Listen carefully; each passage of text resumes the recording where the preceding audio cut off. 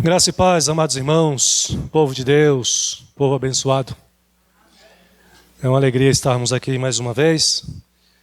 E como é bom nós podermos cantar bons louvores ao nosso Deus, prestarmos o nosso culto, a nossa adoração ao Senhor.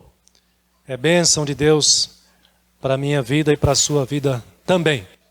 Quero convidá-lo a abrir a palavra de Deus, dando continuidade aí à exposição no Evangelho de Mateus, no capítulo 15.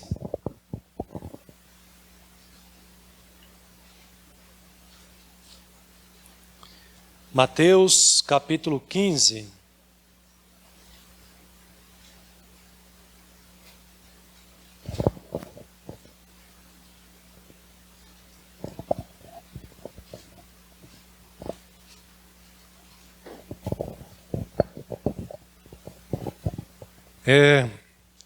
Mateus capítulo 15, a partir do versículo 21 até o versículo 31 também.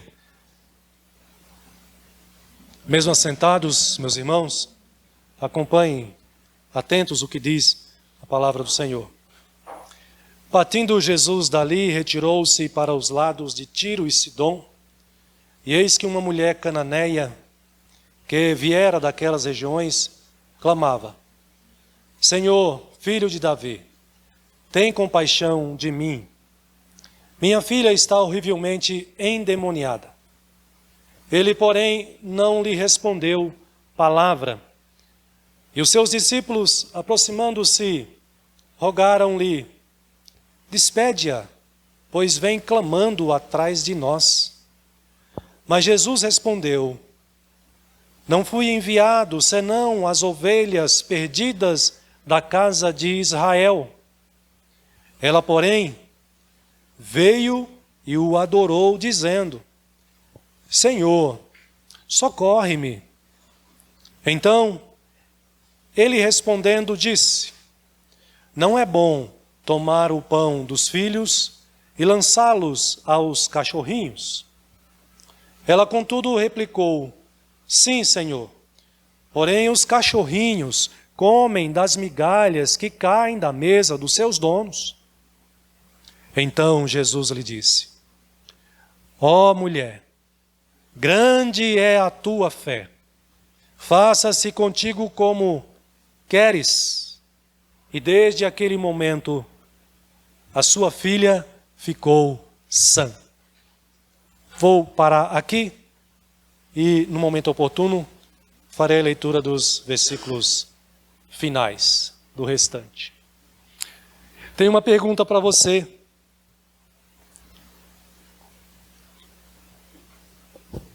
E você também que nos acompanha da sua casa, essa pergunta também é para você. Você confia em Jesus? Vocês têm fé realmente em Jesus Cristo como seu Senhor e como o seu Salvador? Não precisa responder para mim, é no seu coração. Pastor, mas por que essa pergunta? Está afrontando a minha vida com Deus, afrontando a minha pessoa como um crente que eu sou? Não. Não queira me pegar quando a gente sair lá fora. Na paz do Senhor. Meus irmãos, esse texto aqui para nós, ele nos faz pensar, e me trouxe à mente aquela famosa frase: cuidado, as aparências enganam. As aparências enganam. Eu quero chamar a atenção dos irmãos para a beleza que há nesse texto aqui. O capítulo 15, aliás, Mateus vem trabalhando dessa forma. O objetivo dele é apresentar Jesus como o Salvador do mundo. Prioritariamente como o Salvador dos seus leitores, ou seja, do povo de Israel. Mas numa perspectiva mais ampla, como um Salvador do mundo, ou seja, salvar pessoas de todas as nações deste mundo. E é interessante que aqui no capítulo 15, Você reparou como Mateus começou o capítulo 15? Os personagens que Mateus nos apresentou no início do capítulo 15 não foram pessoas simples, sem importância. Foram autoridades, foram religiosos, foram pessoas que tinham conhecimento e eram reconhecidas pela sociedade como religiosos da mais alta categoria. Inclusive recebidos pela população, pelos judeus, como seus líderes religiosos ou religiosos, seus guias espirituais. No entanto, você pode ver a classificação que Jesus deu para esses homens. Foram homens que foram selecionados a dedo dentre a nata, dentre a elite dos líderes judeus, e que foram enviados a essa cidadezinha chamada Genezaré, onde Jesus se encontrava com seus discípulos, realizando curas e milagres, e eles foram enviados ali como representantes do povo, representantes religiosos do povo. No entanto, Jesus vai dizer, no início do capítulo 15, que esses homens são hipócritas, apesar deles confessarem piamente que confiavam em Deus, confiavam no Deus de Moisés, confiavam nas Escrituras, confiavam nos mandamentos, confiavam na lei de Deus. Jesus vai chamá-los de hipócritas. Será que se Jesus estivesse presente no meio evangélico hoje, encontraria homens e mulheres que ele também classificaria assim? Pessoas que se diziam crentes ou que se dizem crentes, mas Jesus que conhece e sonda os corações, será que Jesus também os classificaria, rotularia? E não é apenas um rótulo, porque quem está falando é Jesus, então é o que eles são, na verdade. Como Jesus reagiria diante de muitos crentes se ele estivesse presentemente hoje, pessoalmente hoje, no meio do povo evangélico? Com respeito a esses líderes, ele diz ainda que eles são pessoas que o honram com os lábios, mas o seu coração está longe dele. Versículo 8 do capítulo 15, Jesus faz essa declaração. Triste para aqueles que estão no meio do povo de Deus, dizendo que confiam em Deus. E mais, Jesus vai dizer que pessoas assim são cegos, guias de cegos. E mais, com respeito a essas pessoas, ele vai dizer: toda planta que meu Pai Celestial não plantou será arrancada. Ou seja, esse povo não me pertence. Esse povo não é filho de Deus. Eles não são servos de Deus. Eu não os conheço, apesar da aparência deles, de serem religiosos, autoridades do meio do povo, crente da mais alta categoria, aos olhos dos homens, mas aos olhos de Deus é diferente. Então repare, Mateus traz essa imagem para nós na primeira parte do capítulo 15. Nos dias de hoje é possível que Jesus encontre muitos crentes assim no meio do povo de Deus, que ele também classificaria desta forma. Mas agora, no texto que nós lemos, eu li, os irmãos acompanharam a leitura,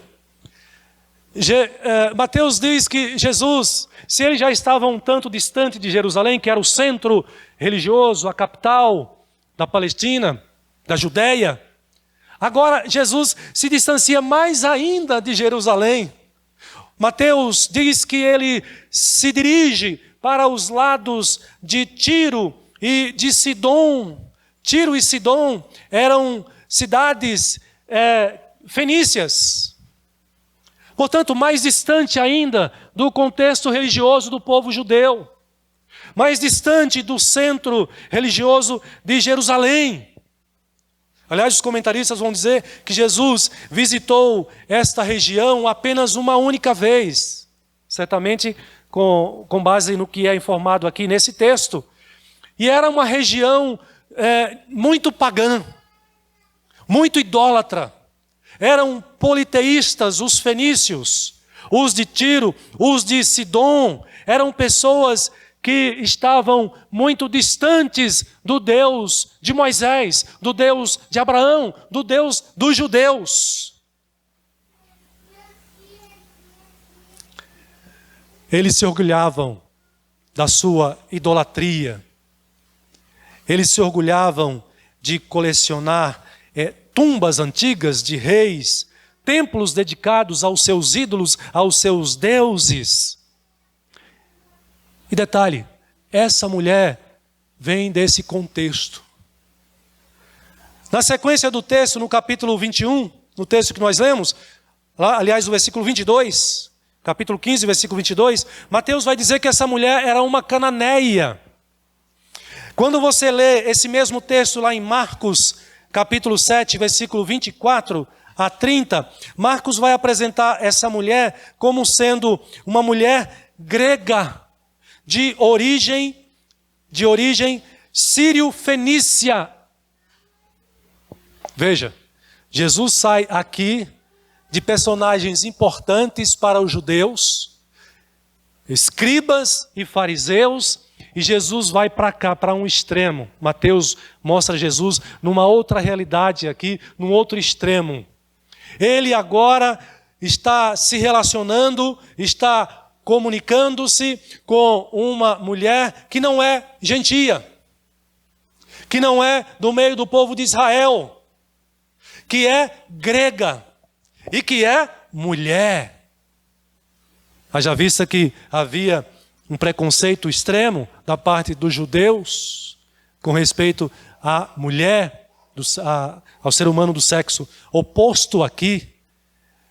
Mateus vai mostrar como Jesus vai se relacionar com esta mulher e Mateus vai mostrar a fé que esta mulher revela ter diante de Jesus Cristo. Para os judeus, esta mulher era alguém que poderia ser desprezada. Era uma pessoa idólatra. Muitas vezes, quando nós estamos em nossa igreja, reunidos para cultuar a Deus, nós temos alguma dificuldade de lidar com alguma pessoa que não tem os mesmos costumes que nós. E nosso ímpeto, muitas vezes, de imediato, quando essa pessoa se aproxima, senta no mesmo banco que nós estamos, é de uma certa rejeição, é de um certo desprezo. Se entra um homossexual, se entra uma prostituta, se entra um viciado, um drogado, nós temos uma reação de rejeição de imediato. Porque não se enquadra com os nossos parâmetros, com aquilo que nós entendemos ser o normal. Não estou dizendo que você tenha que concordar com esse tipo de prática, mas eu estou apenas pontuando a nossa reação de imediato, para a gente entender um pouquinho essa relação entre os judeus e os gentios, e principalmente quando se tratava de uma mulher. E agora Jesus Cristo, o Rei dos judeus, está conversando com uma mulher.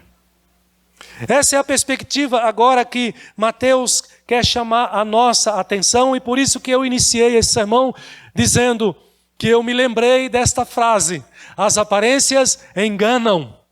Porque nós enxergamos a aparência, o que está aparente, mas Deus vê o coração do ser humano, Deus vê o nosso íntimo. Então, Mateus é como se ele tivesse com a sua câmera focada nesses personagens importantes, nesses líderes, e agora ele muda o foco, muda a direção, e ele enquadra agora o seu foco de visão nesta realidade, nesta cena de uma mulher que não é gentia, de uma mulher de origem pagã.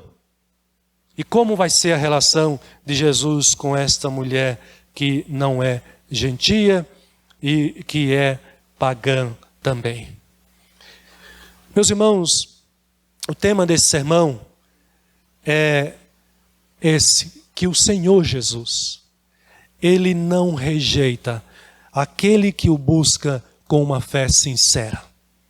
O Senhor Jesus não despreza aquele que o busca de todo o coração, com uma fé verdadeira, com uma fé sincera no seu coração. Jesus é atraído, ele se deixa envolver com aquele que o busca com uma fé verdadeira. Veja que até aqui, Mateus já tinha trazido uma lista de pessoas que tinha uma falsa fé ou que não tinha fé em Jesus Cristo. Ele já tinha falado dos conterrâneos de Jesus, ele já tinha falado de Herodes, ele já tinha falado das multidões que quiseram torná-lo o rei dos judeus no aspecto humano, no sentido humano, não reconheceram como o Salvador, como o Senhor. Mateus até apresentou para nós os discípulos confundindo Jesus com um fantasma. Mas agora ele está diante de uma mulher que está com um sério problema. O texto revela para nós qual é o problema desta mulher. O versículo 22, na continuação do texto, diz que essa mulher cananeia veio dessas regiões, ela clamava ao Senhor. Veja que ela se dirige ao Senhor. E talvez ela se dirige ao Senhor aqui como último recurso. Eu imagino que essa mulher, sendo de origem idólatra, sendo de origem de região que tem vários ídolos, vários deuses, ela já devia a essa altura ter buscado a cura, a libertação para a sua filha, dentre esses vários deuses, sem sucesso. Então agora ela se depara com Jesus, ela ouve falar que Jesus está ali próxima à região e ela vai atrás de Jesus com fé, com esperança de que Jesus lhe trará a solução que ela precisa. E é muito bonita a relação dessa mulher com Jesus, a sua postura de humildade, ela se aproximando de Jesus, entendendo a sua necessidade e clamando ao Senhor, que é uma postura que nós devemos ter. Todos nós que confiamos em Jesus, nós devemos reconhecer que Ele é o único que pode de fato nos socorrer, que Ele é o único de fato que pode nos curar, que Ele é o único que de fato que pode nos amparar, que pode trazer o socorro, a solução para o problema da nossa família. E devemos nos dirigir a Ele com essa postura de humildade e de fé. Olha o que o texto diz. Ela clama, ou clamava: Senhor, Filho de Davi, tem compaixão de mim. Tem compaixão de mim. Você já orou assim alguma vez? Eu acredito que sim. Quando você passou por alguma situação, alguma luta grande, você se volta para Jesus com mais intensidade na sua oração, com mais firmeza na sua fé, com mais esperança e clama ao Senhor: tem misericórdia de mim. E não tenha dúvida, se você o faz com fé, o Senhor não despreza a sua oração. O Senhor não o rejeita porque você o busca com fé, com sinceridade, com confiança, com esperança. Ele atenderá a sua oração de acordo com o propósito dele, de acordo com a vontade dele. E qual era o problema dessa mulher? Ela diz ao Senhor: minha filha está horrivelmente endemoniada. Meus irmãos, a condição dessa mulher era uma condição que inspirava compaixão, que inspirava misericórdia daqueles que conhecia a sua situação, porque realmente deve ser uma situação muito difícil você ter uma filhinha e você vê que a sua filhinha está sendo possuída pelo demônio. O demônio tomou a mente da sua filha, tomou o corpo da sua filha, o demônio domina a sua filha e você ali nessa situação, nesse desespero, recorrendo a tantos deuses e não tem a solução. E ela diz e reconhece: eu preciso que o Senhor tenha compaixão de mim, porque a minha filha está horrivelmente endemoniada. Eu gostei da descrição de Marcos capítulo 7, porque ele demonstra uma empatia maior ainda com essa situação. Ao invés dele registrar a minha filha, ele registra a minha filhinha está horrivelmente endemoniada. Jesus é a única esperança para essa mulher. E ela tem certeza disso. E ela vai com toda a sua confiança, com toda a sua fé, clamando ao Senhor e dizendo: Filho de Davi, tem compaixão de mim. Certamente ela já tinha ouvido alguma história a respeito de Jesus, do Antigo Testamento, do Messias, da sua ligação com o rei Davi do Antigo Testamento, e por isso ela clama: Filho de Davi. Mas antes ela diz: Senhor. Vocês lembram como os judeus que foram enviados de Jerusalém se dirigiram a Jesus? Sem nenhuma reverência. E eles chegam e querem repreender Jesus aqui no início do capítulo 15. Por que os teus discípulos estão comendo sem lavar as mãos, Jesus? Você não está vendo que eles estão quebrando a tradição dos anciãos? Que coisa horrível debaixo dos teus olhos, e você não os corrige, Jesus. Essa mulher se aproxima de Jesus e diz: Senhor, tem compaixão de mim. Mas Jesus, seguindo o texto, a história aqui revelada por Mateus, diz que ele ouve isso e não responde palavra alguma. Jesus ouve e não demonstra uma reação de imediato. Aí então, entra em cena os seus discípulos. Aliás, não é a primeira vez que os discípulos têm essa disposição. Ao invés de socorrer, manda afastar. Senhor, despede. Manda ela embora. É o que eles dizem no versículo 23. E os seus discípulos, aproximando-se, rogaram-lhe: despede-a, pois vem clamando atrás de nós. Olha a beleza da compaixão de Jesus. Isso é bonito da gente ver. Isso enche o nosso coração de alegria. Porque o Senhor Jesus, Ele é Senhor. Alguém orou aqui, eu acho que foi o presbítero Pedro, destacando: Senhor, apesar da tua grandeza, o Senhor tem compaixão de nós. O Senhor atende às nossas orações, o Senhor se volta para nós. Isso é verdade, esse texto revela isso aqui. A mulher, ela reconhece que Jesus é Senhor, e Ele é mesmo, gente.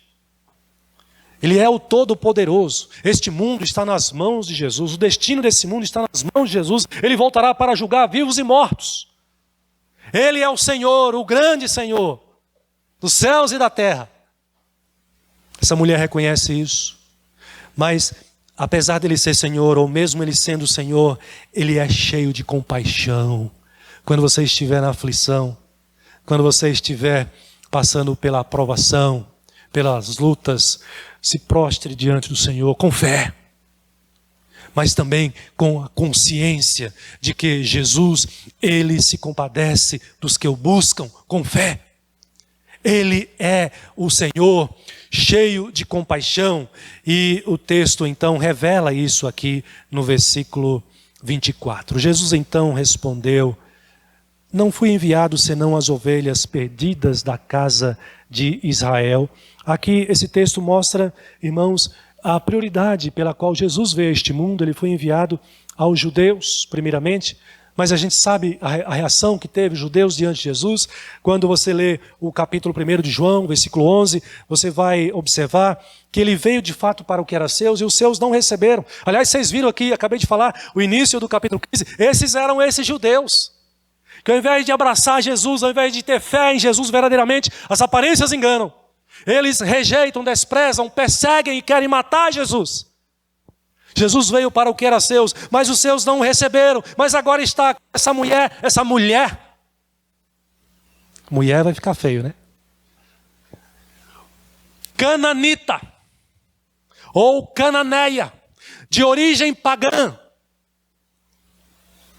reconhecendo o seu senhorio, a sua compaixão, e cheia de confiança, de fé, clama ao Senhor. É por isso que João diz no versículo 12: mas a todos quantos o receberam, deu-lhes o poder de serem feitos filhos de Deus, a saber, aos que creem no seu nome, os quais não nasceram do sangue, nem da vontade da carne, nem da vontade do homem, mas de Deus. Não importa a procedência, de onde você veio. Eu, por exemplo, vim de uma família onde tive um pai, sempre tive um pai até morrer, que era idólatra, literalmente idólatra. Já contei essa história aqui para vocês. Ele tinha lá no quartinho dele, a minha mãe está ali para testemunhar isso, os santos pendurados lá na parede do quartinho dele, e religiosamente, rigorosamente, determinado dia da semana, ele ia lá prestar o culto aos santos, aos ídolos dele. Não é verdade? Mas aqui estou eu com vocês. Não sirvo aos ídolos, como vocês não servem aos ídolos. Não importa se essa mulher veio de uma procedência idólatra, de um contexto idólatra. O que importa é que ela crê em Jesus Cristo e ela o busca de todo o coração neste momento, e o Senhor não rejeita a fé dos que o buscam, a fé sincera, a fé verdadeira, ou não rejeita os que o buscam com fé sincera e com fé verdadeira. Não fui enviado senão as ovelhas perdidas da casa de Israel. Talvez nós, fora do contexto aqui desse texto, pudéssemos entender. Jesus aqui faltou um pouco de empatia com essa mulher. Nesse mundo hoje que nós vivemos, cheio de pessoas mimadas, não é o nosso caso aqui, mas talvez você pudesse olhar para esse texto e dissesse: mas Jesus aqui faltou um pouco de empatia, um pouco de cuidado, um pouco de educação. Ele não foi um pouco grosseiro de falar essas coisas. Jesus estava sendo verdadeiro, porque ele veio para isto mesmo, as ovelhas perdidas da casa de Israel, a priori. Mas essas palavras de Jesus não foi suficiente para abalar a fé desta mulher. E aí ela tem essa reação maravilhosa, como o texto nos mostra na sequência. Diz que ela, porém, veio e o adorou, dizendo ainda: Senhor, socorre-me, socorre-me. Então ele respondeu: não é bom tomar o pão dos filhos e lançá-los aos cachorrinhos. Pastor, está ficando pior. Jesus está chamando essa mulher de cachorrinho. Jesus não veio prioritariamente para a salvação dos gentios, ele veio para os judeus, mas os seus não receberam, e agora ele se dirige aos gentios também, e todo aquele que nele crê será salvo. Por que será que Jesus está destacando isso aqui? Jesus está vivendo num contexto judeu. Jesus está lidando com líderes religiosos. Mas são pessoas que, apesar de serem judeus, rejeitaram o Senhor Jesus como um Messias, como o enviado de Deus. E apesar dessas palavras de Jesus, essa mulher, confiando no Senhor como aquele que de fato tem poder para trazer a cura para a sua filha, ela prossegue: socorre-me. Então Jesus diz: não é bom tirar o pão dos filhos e lançá-los aos cachorrinhos. E qual foi a reação dela? Ela, contudo, replicou: eu concordo, Senhor. É verdade. Mas olha o que ela vai dizer: porém os cachorrinhos comem das migalhas que caem da mesa dos seus donos. A fé desta mulher, meus irmãos, não era uma fé verdadeira, consciente de que ela estava diante do Senhor e de que ela não desistiria de receber do Senhor aquilo que ela veio buscar, a cura para a sua filha. Os cachorrinhos comem das migalhas que caem da mesa dos seus donos. E diante dessas palavras dessa mulher, e diante do testemunho de fé desta mulher, uma fé verdadeira, uma fé sincera, diferente da fé dos líderes judeus, qual foi a resposta de Jesus para esta mulher? Ó mulher, grande é a tua fé, faça-se contigo como tu queres. Ah, meus irmãos, com certeza, o Senhor Jesus não rejeita aquele que o busca com a fé sincera, com a fé verdadeira. O Senhor Jesus tem prazer, tem alegria, Ele tem toda a compaixão, Ele tem toda a disposição, Ele tem todo o amor em querer socorrer aqueles que o buscam com fé. A gente tem aqui o testemunho dessa mulher. Eu quero destacar 2 lições de como Jesus socorre. Até já falei da primeira aqui. Aquele que o busca com fé, Jesus o atende com compaixão e com amor. Nós vimos isso aqui no texto. Não tenha dúvida de quando você busca o Senhor Jesus, com fé sincera, com temor, com reverência, reconhecendo que Ele é o único Deus verdadeiro, o Salvador. Não tenha dúvida de que o Senhor se compadece dos seus sofrimentos, das suas lutas. Não tenha dúvida de que o Senhor se volta para você com compaixão e amor. Você duvida que Jesus ama você que confia nele? Você duvida que Jesus não tenha compaixão de você, que o busca com toda a confiança e com toda a certeza de que Ele tem essa disposição para amparar, livrar e guardar você? Os ídolos não são assim. Os deuses deste mundo não são assim. As pessoas buscam o socorro de muitos deuses. Certamente deve ter sido a experiência dessa mulher, mas não encontram a solução. O único que pode socorrer é Jesus Cristo, o nosso Senhor. Por isso que você observa de maneira enfática essa mulher suplicando ao Senhor. Ela clamando pelo socorro do Senhor. Ela colocando diante do Senhor a sua luta, o seu grande problema. Mas ela tinha certeza de que o Senhor é quem poderia salvá-la. Por isso que Jesus destaca. Veja que ele termina o texto com ênfase. Ele não diz assim, mulher, você vai ser atendida porque você confiou em mim. Não, o texto termina dizendo, grande é a tua fé. Jesus dá destaque, Mateus dá destaque nas palavras de Jesus aqui.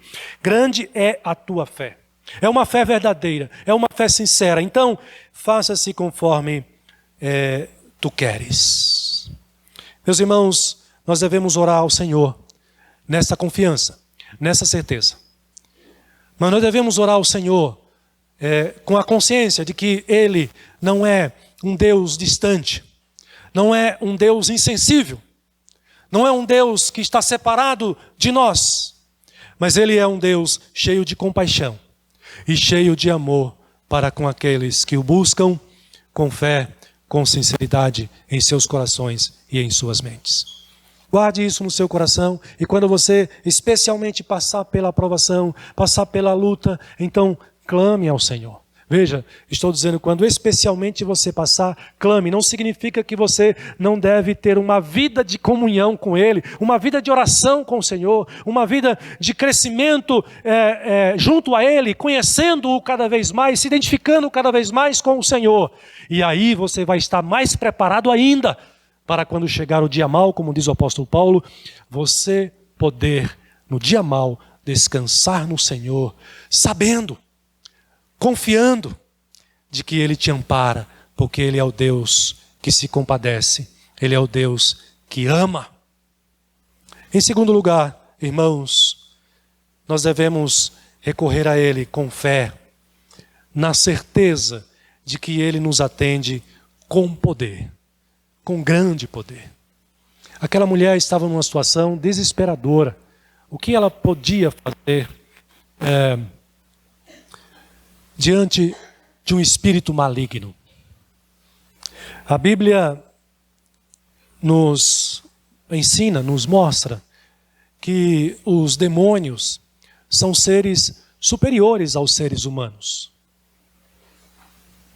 Você nunca viu um demônio dominado por um ser humano? Eu não estou falando de um ser humano que está usando o nome de Jesus e a fé em Jesus. Um ser humano qualquer.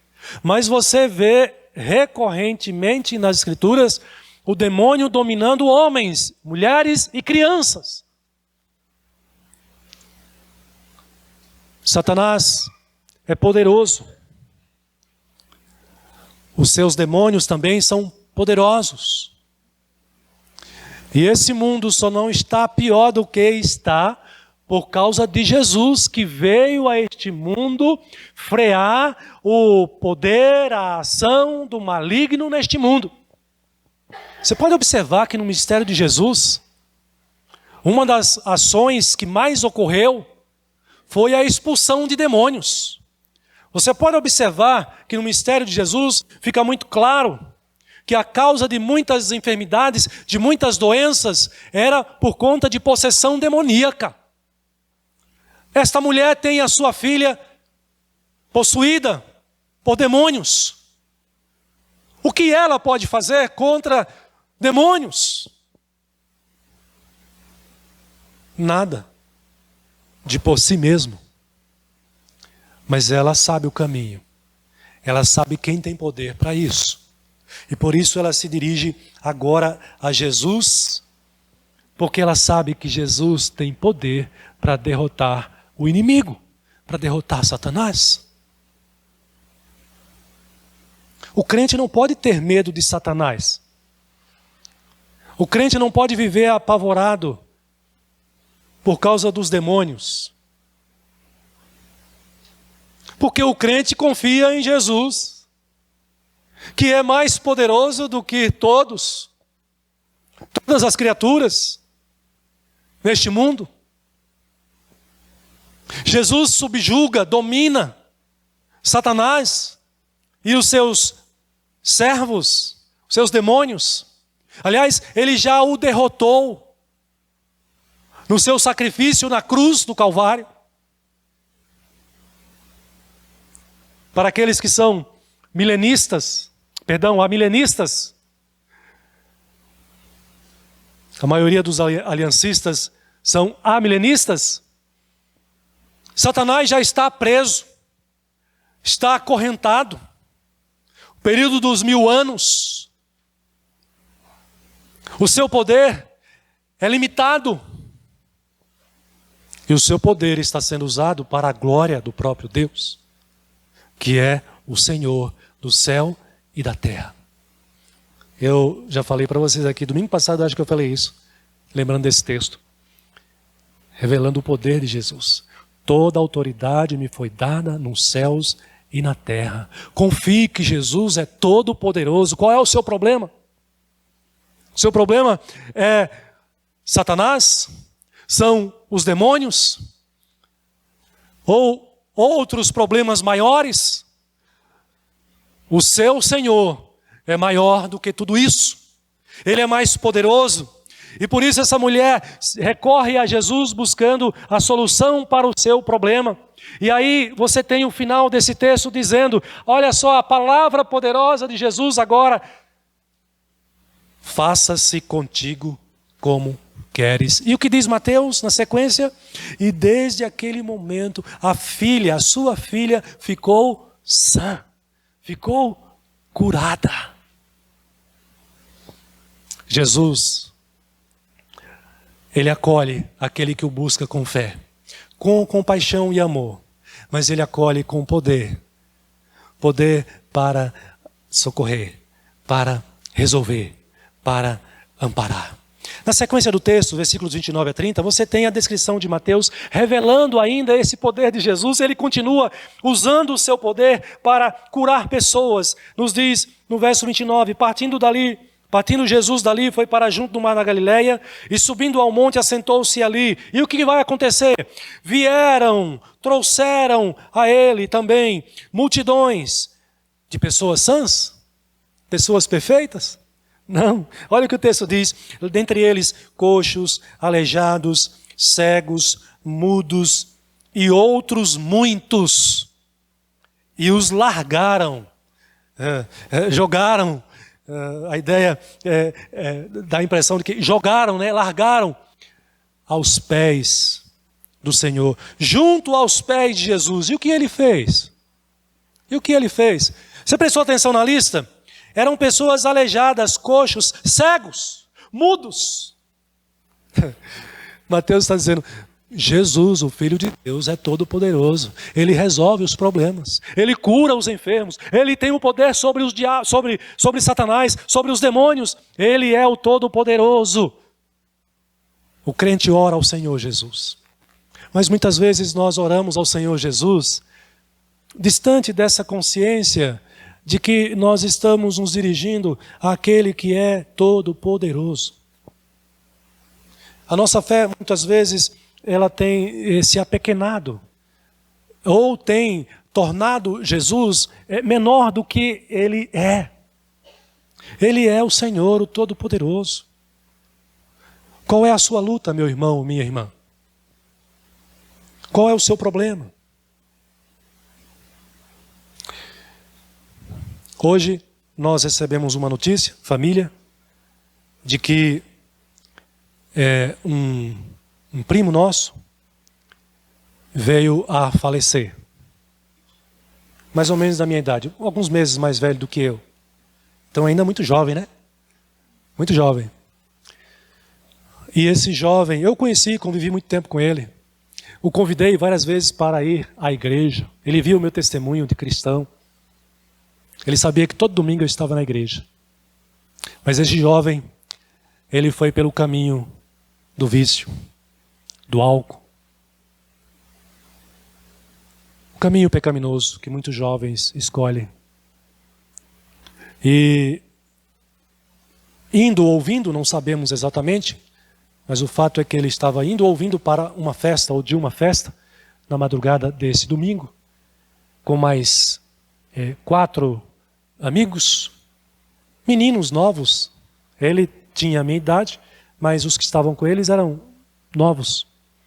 O carro capotou e dos 5 que estavam no carro, 4 vieram a óbito e uma menina que estava com eles está internada, possivelmente em estado grave no hospital também.